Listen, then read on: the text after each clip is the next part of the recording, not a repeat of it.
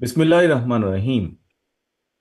জুলাই আগস্টের ফ্যাসিবাদ বিরোধী গণ অভ্যুত্থানের বর্ষপূর্তি উপলক্ষে মাসাধিককাল ব্যাপী কর্মসূচির অংশ হিসাবে বিএনপি গণ অভ্যুত্থান 2024 জাতীয় ঐক্য ও গণতান্ত্রিক অভিযাত্রা এবং শহীদ পরিবারের সম্মাননা অনুষ্ঠান আয়োজন করেছে।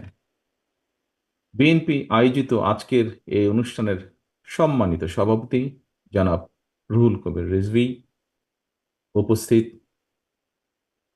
বাংলাদেশ জাতীয়তাবাদী দলের সম্মানিত মহাসচিব জনাব মির্জা ফখরুল ইসলাম আলমগীর, স্থায়ী কমিটির সম্মানিত সদস্য নেতৃবৃন্দ এবং ফ্যাসিবাদ বিরোধী রাজপথের আন্দোলনের সহকর্মী, বিভিন্ন রাজনৈতিক দলের নেতৃবৃন্দ, বিভিন্ন রাজনৈতিক দল থেকে আগত জাতীয় নেতৃবৃন্দ, শিক্ষক, সাংবাদিক, বুদ্ধিজীবী, বিভিন্ন শ্রেণী, পেশা এবং সিভিল সোসাইটির সম্মানিত প্রতিনিধিগণ, বিশেষ করে ফ্যাসিবাদী বিরোধী আন্দোলনের হাজারো শহীদ এবং হতাহতদের বাবা মা, আত্মীয় স্বজন, প্রিয়জন যারা এখানে উপস্থিত হয়েছেন, আপনারা আমার আন্তরিক শুভেচ্ছা এবং সালাম গ্রহণ করুন।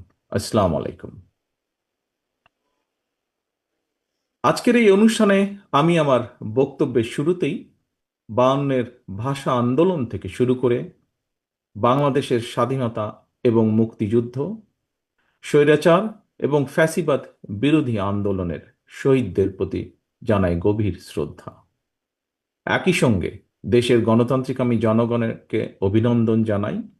গুম, খুন, অপহরণ, জেল, জুলুম, হুলিয়া, হামলা, মামলা, ভয় কোনো কিছুই যাদেরকে গণতন্ত্র পুনরুদ্ধারের আন্দোলন থেকে বিচ্যুত রাখতে পারেনি।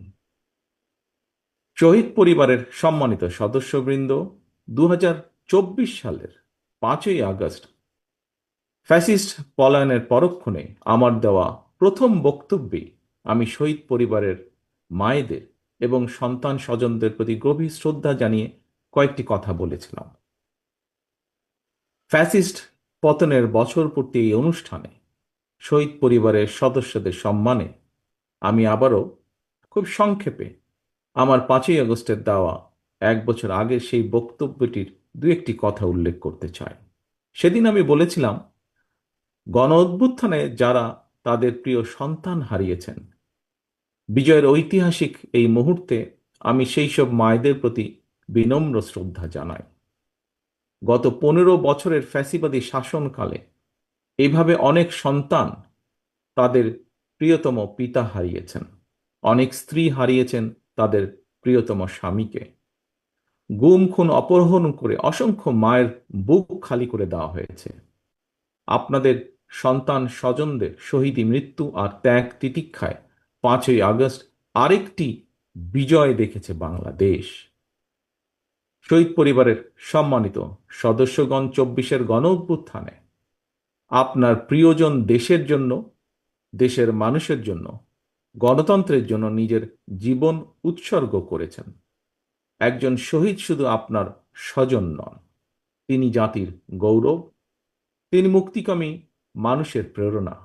সুতরাং আপনাদের স্বজন হারানোর বেদনা, আপনাদের সহ্য শক্তি, সংগ্রাম এবং সাহসের প্রতি গণতান্ত্রিক আমি জনগণের পক্ষ থেকে আবারও জানাই গভীর শ্রদ্ধা ও কৃতজ্ঞতা।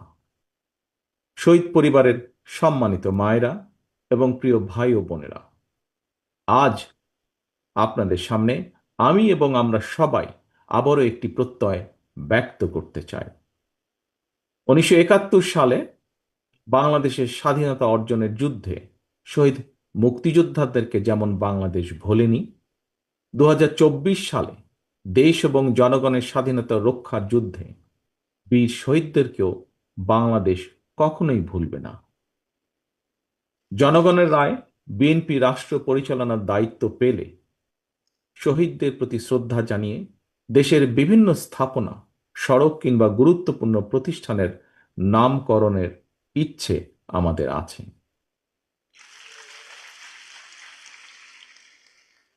প্রিয় সম্মানিত উপস্থিতিবৃন্দ, এতক্ষণ আলোচনায় ফ্যাসিবাদ বিরোধী দীর্ঘ আন্দোলন সংগ্রামের পূর্বাপর, জনগণের আত্মত্যাগ এবং বর্তমানের করণীয় সহ নানা বিষয় সম্মানিত আলোচকগণ বিস্তারিত বক্তব্য বা তাদের মতামত উপস্থাপন করেছেন।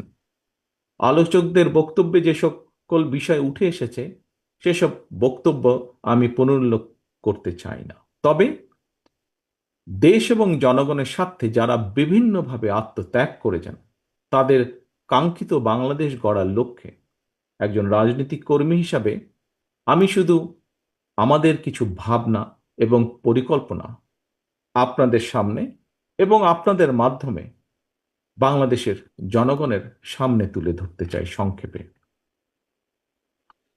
প্রিয় ভাই ও বোনেরা, সম্মানিত অতিথিবৃন্দ, বাংলাদেশের ঘটনাবহুল ইতিহাসের আরেকটি ঐতিহাসিক রক্তাক্ত অধ্যায় ছিল জুলাই আগস্টের গণ অভ্যুত্থান। দীর্ঘ ১.৫ দশকেরও বেশি সময় ধরে দেশ এবং জনগণের উপর চেপে বসা ফ্যাসিবাদ বিরোধী এই আন্দোলনে অসংখ্য মানুষ শহীদ হয়েছেন। গুম, গুম, খুন, অপহরণ, নির্যাতনের, নিপীড়নের, হামলার শিকার হয়েছেন বহু মানুষ। ফ্যাসিবাদী শাসন শোষণে বিগত ১.৫ দশকের গুম, খুন, অপহরণের তালিকা অনেক দীর্ঘ। শুধুমাত্র জুলাই আগস্ট আন্দোলনেই বিএনপির কমপক্ষে ৪২২ জন সহ বিভিন্ন শ্রেণী পেশা মানুষ, ছাত্র জনতা, কৃষক, শ্রমিক, গার্মেন্টস কর্মী, নারী, শিশু এবং ফ্যাসিবাদ বিরোধী আন্দোলনে থাকা রাজপথের রাজনৈতিক দলগুলোর নেতাকর্মী সহ কমপক্ষে ১৫০০-এরও বেশি মানুষ শহীদ হয়েছেন। আহত হয়েছেন কমপক্ষে ৩০,০০০-এর মতন মানুষ। এর মধ্যে চোখ কিংবা হাত পা অঙ্গ প্রত্যঙ্গ হারিয়ে ১,০০০-এরও বেশি মানুষ চিরতরে অন্ধত্ব কিংবা পঙ্গুত্ব বরণ করেছেন। মাত্র ৩৬ দিনেই ৪ বছরের শিশু আব্দুল আহাদ, ৬ বছরের শিশু রিয়া গোপ সহ কমপক্ষে ১৩৬ জনের বেশি শিশু শহীদ হয়েছেন। এমন নৃশংস বর্বরতা ছিল অকল্পনীয়। সম্মানিত উপস্থিতিবৃন্দ, ৭১-এর স্বাধীন বাংলাদেশ, ৭৫-এর ৭ই নভেম্বরের আধিপত্য বিরোধী তাবেদার মুক্ত বাংলাদেশ, ৯০-এর স্বৈরাচার বিরোধী বাংলাদেশ এবং ২০২৪-এর ফ্যাসিবাদ বিরোধী বাংলাদেশ। বাংলাদেশের ইতিহাসের প্রতিটি অধ্যায়ে এভাবেই শহীদ আবু সাইদ, ওয়াসিম, মুগ্ধের মতন হাজারো লাখো মানুষ অকাতরে জীবন দিয়েছেন, হতাহত হচ্ছেন আরো বহু। আমাদের প্রশ্ন, সকলের প্রশ্ন, মানুষ কি এভাবেই জীবন দিতে থাকবে তাহলে? এই মানুষগুলো কিন্তু কানাডার বেগম পাড়ায় অথবা মালয়েশিয়ায় সেকেন্ড হোম কিংবা সুইস ব্যাংকে অ্যাকাউন্ট খোলার দাবিতে কিন্তু আন্দোলন করেনি। তাদের দাবি ছিল রাষ্ট্র এবং সমাজে গণতন্ত্র এবং মানুষের অধিকার প্রতিষ্ঠা। সম্মানিত অতিথিবৃন্দ, বর্তমানে ফ্যাসিবাদ মুক্ত পরিবেশে জনগণের সামনে একটি আধুনিক প্রত্যাশিত গণতান্ত্রিক বাংলাদেশ গঠনের সুযোগ তৈরি হয়েছে। বর্তমান প্রতিযোগিতামূলক বিশ্বে যোগ্যতা এবং সম্মানের সঙ্গে টিকে থাকতে হলে অবশ্যই আমাদেরকে এই সুযোগ কাজে লাগাতে হবে। আরও একবারের জন্য ভুল করা চলবে না। সুতরাং জনগণের বাংলাদেশে জনগণের সরাসরি ভোটে জনগণের প্রতি জবাবদিহিমূলক নির্বাচিত গণতান্ত্রিক সরকার প্রতিষ্ঠা করে লাখো শহীদের কাঙ্ক্ষিত একটি ইনসাফ ভিত্তিক গণতান্ত্রিক মানবিক বাংলাদেশ গড়ার মধ্য দিয়েই শহীদদের প্রতি আমাদের ঋণ পরিশোধের এখনই সময়।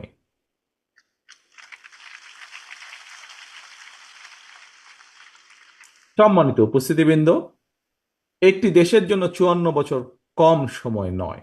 এই দীর্ঘ সময় জনগণের ত্যাগ, গৌরব, বিজয় আর নানা উত্থান পতনের ইতিহাস আমরা ভুলে যেতে চাই না। তবে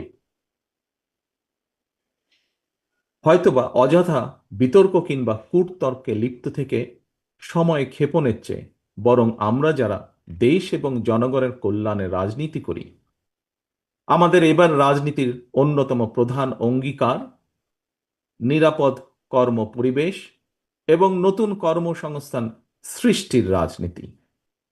আমাদের এবারকার অঙ্গীকার এই সকল কথাগুলো বাস্তবায়ন আর দৃষ্টান্ত স্থাপনের রাজনীতি। সম্মানিত অতিথিবৃন্দ, অন্ন, বস্ত্র, বাসস্থান, চিকিৎসা, উন্নত বিশ্বে এখন আর শুধুমাত্র এই কয়টি মানুষের মৌলিক চাহিদা কিংবা মৌলিক অধিকার হিসেবে বিবেচিত নয়। বিশ্বের অগ্রগতির সঙ্গে সঙ্গে আরো অনেকগুলো গুরুত্বপূর্ণ বিষয় এই তালিকায় অন্তর্ভুক্ত হয়েছে। জননিরাপত্তা, জন অধিকার, বাক ও ব্যক্তি স্বাধীনতা, সম ও ন্যায্য অধিকার, পরিবেশ সুরক্ষা, জলবায়ু পরিবর্তনের প্রভাব। বর্তমানে বিশ্বে এই বিষয়গুলোকে কিন্তু আর অবহেলার সুযোগ নেই। গ্লোবালাইজেশনের বর্তমান সময় সবার সামনে সম্ভাবনার সকল দ্বার উন্মুক্ত। জনগণ যাতে সকল সম্ভাবনাকে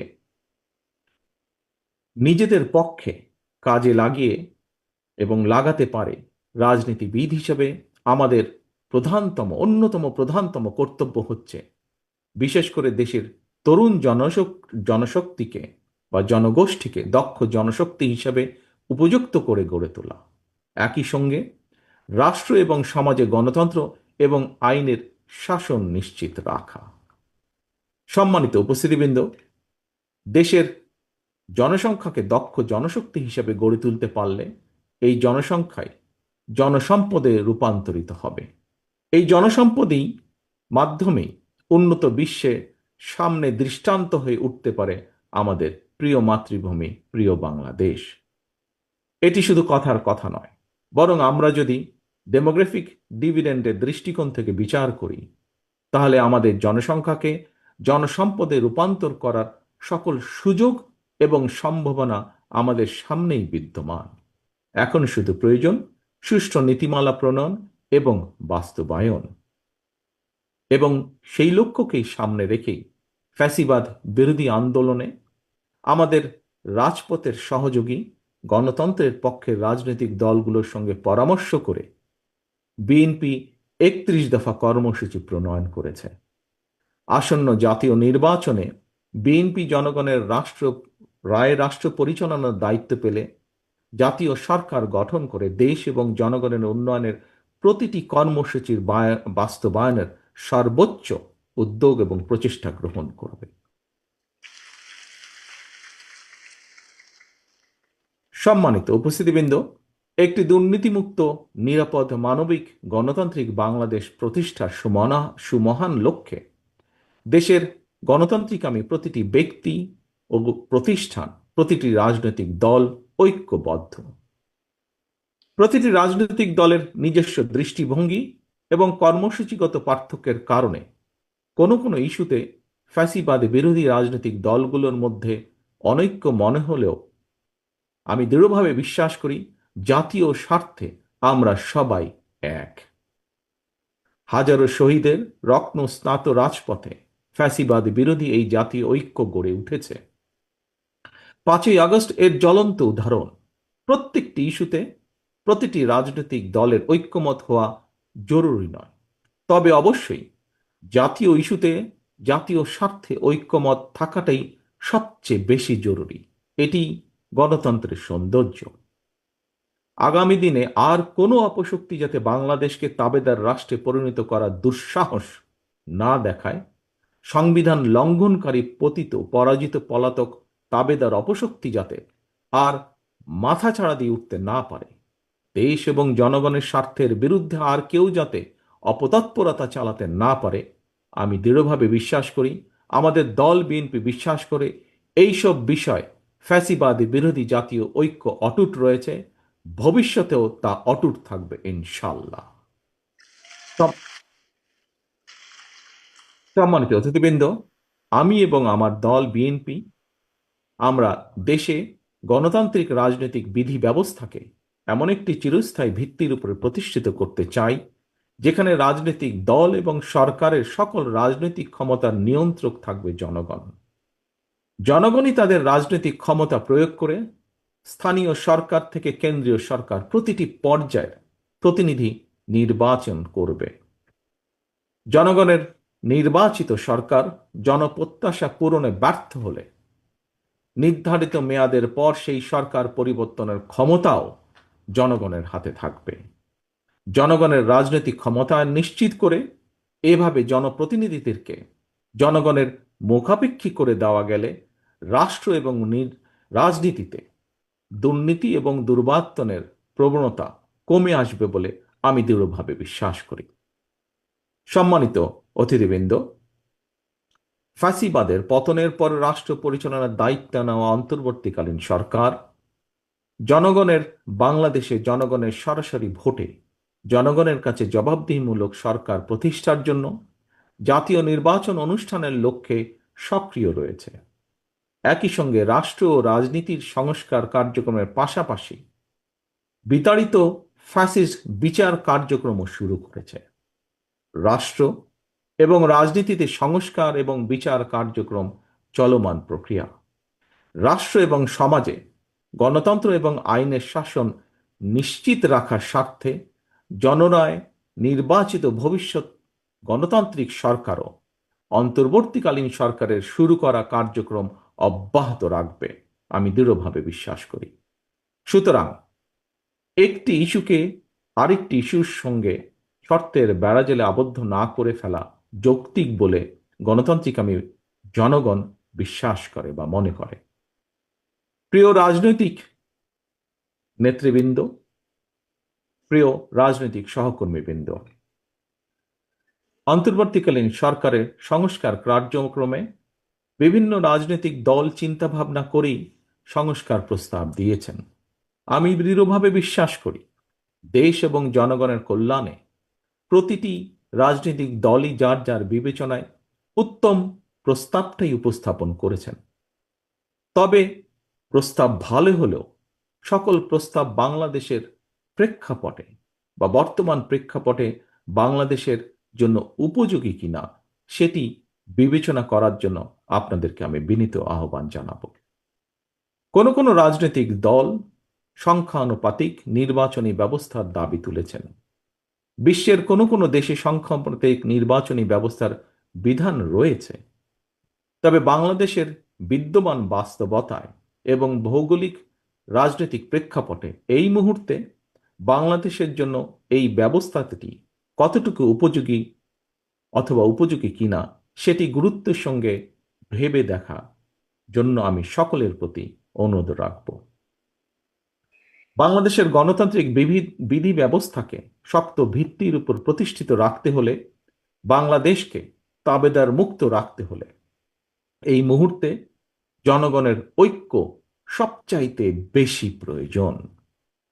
কিন্তু সংখ্যানুপাতিক নির্বাচনী ব্যবস্থা দেশে ঐক্যের পরিবর্তে বিভক্তিমূলক সমাজ এবং অস্থিতিশীল সরকার সৃষ্টির কারণ হয়ে উঠতে পারে কি না, এই বিষয়গুলো গুরুত্ব সহকারে আরও একবার ভেবে দেখার জন্য আমি সকল রাজনৈতিক নেতৃবৃন্দকে বিনীত আহ্বান এবং অনুরোধ করব।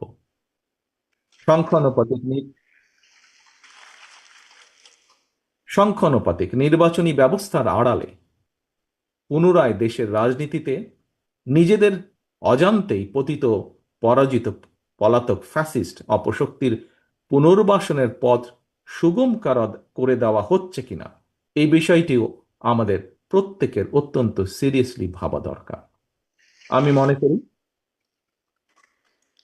আমি মনে করি নিত্য নতুন ইস্যু যদি আমরা সামনে নিয়ে আসতে থাকি, এর সুযোগে ষড়যন্ত্রকারীরা আবারও মাথা চাড়া দেওয়ার সুযোগ পাবে। গণতান্ত্রিক রাজনৈতিক দলের প্রিয় সহকর্মীবৃন্দ, অন্তর্বর্তীকালীন সরকারের পক্ষে জনগণের প্রতিদিনের সমস্যা সমাধান লাঘব করা সম্ভব নয়। জনগণের সমস্যা সম্ভাবনার কথা তাদের কাছে পৌঁছানোরও তেমন কোনো মাধ্যম নেই রাজনৈতিক দলগুলোর যেমন থাকে। সুতরাং সংস্কারের ইস্যু নিয়ে আমরা যদি অন্তর্বর্তীকালীন সরকারকে ব্যস্ত রাখি, তাহলে হয়তো বা সেটি জনগণকে তাদের রাজনৈতিক এবং অর্থনৈতিক অধিকার থেকে বঞ্চিত রাখতে পারে। যেসব বীর সন্তানেরা বাংলাদেশের জন্য অকাতরে জীবন বিলিয়ে দিয়েছেন, যেসব মানুষগুলো চোখ হারিয়ে চিরতরে অন্ধ হয়ে গিয়েছেন, হাত পা অঙ্গ প্রত্যঙ্গ হারিয়ে পঙ্গুত্ব বরণ করেছেন, মাসের পর মাস বাধ্য হয়ে হাসপাতালে চিকিৎসাধীন রয়েছেন, তাদের এই আত্মত্যাগকে বিবেচনায় নিয়ে আমি বিএনপি সহ বাংলাদেশের প্রতিটি গণতান্ত্রিক রাজনৈতিক দলের নেতা কর্মী এবং সমর্থক শুভাকাঙ্ক্ষীদের দৃষ্টি আকর্ষণ করে একটি আহ্বান জানিয়ে বলতে চাই, আসুন আমরা যিনি যার ইচ্ছা মতন শর্তের তালিকা না বাড়িয়ে শহীদদের চেতনায় বাংলাদেশকে উপলব্ধি করি। চোখ হারানো যোদ্ধার অন্তর্দৃষ্টি দিয়ে বাংলাদেশকে দেখার চেষ্টা করি। চিকিৎসাধীন এবং আহতদের আর্তনাদের সঙ্গে একত্রিত হয়ে শহীদদের আকাঙ্ক্ষার আলোয় বাংলাদেশকে আমরা গড়ে তুলি। প্রিয় সম্মানিত অতিথিবৃন্দ, প্রিয় উপস্থিতিবৃন্দ, রাজনৈতিক আমন্ত্রিত নেতৃবৃন্দ, প্রতিশোধ প্রতিহিংসা নয়, শহীদদের কাঙ্ক্ষিত বাংলাদেশ প্রতিষ্ঠার জন্য শুরু হোক আলোর প্রতিযোগিতা, শুরু হোক ভালোর প্রতিযোগিতা। ফ্যাসিবাদদের অন্ধকার থেকে মুক্ত হয়ে গণতন্ত্রের আলোয় ফিরুক বাংলাদেশ। আমি আবারও আল্লাহর দরবারে সকল শহীদদের আত্মার মাগফিরাত কামনা করছি। চিকিৎসাধীন এবং আহতদের দ্রুত আরোগ্য কামনা করছি। গণ অভ্যুত্থানের বছর পূর্তির মাসব্যাপী অনুষ্ঠানের আজ শুভ উদ্বোধন হলো। মাসব্যাপী মাসব্যাপী আমাদের আরো কর্মসূচি রয়েছে।